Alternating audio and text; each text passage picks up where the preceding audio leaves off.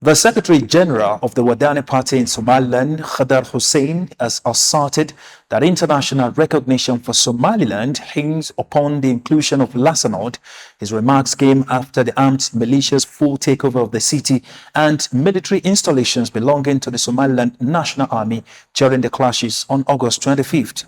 Khadar Hussein stressed that any suggestion that Somaliland could attain international recognition without LasAn is misleading, referring to such claims as deceptive. He also underscored the impracticality of resolving the current regional situation through the use of firearms, highlighting Somaliland's historical preference for peaceful approaches in territorial matters.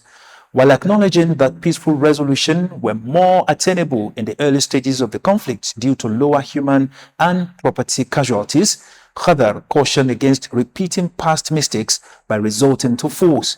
He further emphasized that continued casualties would only escalate human suffering and exacerbate hostilities among the public, urging a peaceful resolution through dialogue. Kani waa Premier Wallet. Lacag ugu dir saaxiibkaaga.